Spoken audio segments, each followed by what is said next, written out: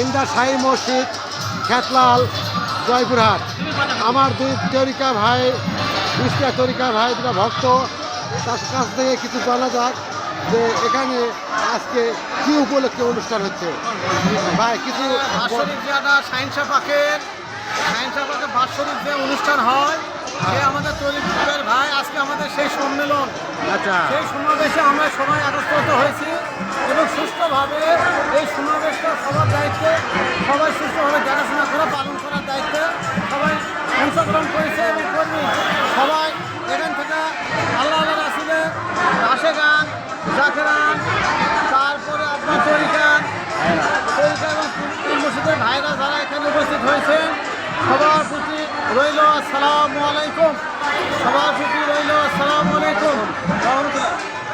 এই তরিকান ভাইদের সাথে আমাদের প্রত্যেক বছরে যেন আমাদের সমাবেশটা ভালোভাবে উদযাপিত হয় এবং ভালোভাবে পালিত হয়। আচ্ছা ভাই, আরেকটা কথা জানতে চাচ্ছি, এখানে আজকে কত লোকের সমাগম আনুমানিক হতে পারে? এখানে আজকে অনুমানিক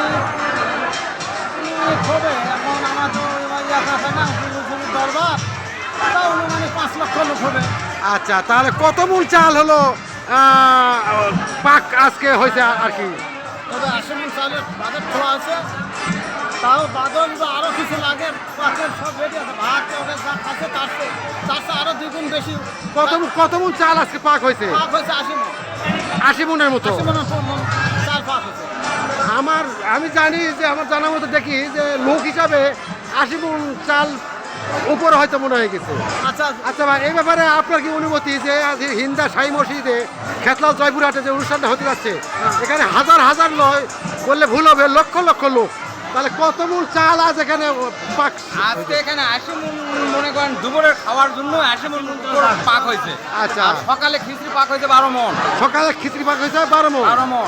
আর রাত্রে হালকা জেকের হবে আর জন্য একটা বেনো, হ্যাঁ তাবারক আছে বেনো, সেটা আচ্ছা, ছোলা পাক হবে আবার 70 মণ 70 মণের মতো। আবার হলো হালকা জেকেরের পরে যে খাওয়ার অনুষ্ঠান হবে, তার কিরকম চাল যেতে পারে? 70 মণ। 70 মণ চাল যেতে পারে। আর দিনের দুপুরের বেলা প্রায় 80 মণ চালের মতো। 80 মণ চাউল পাক, ভাত অটোমেটিক শেষ। ও আচ্ছা, ধন্যবাদ ভাই এটা জানার জন্য।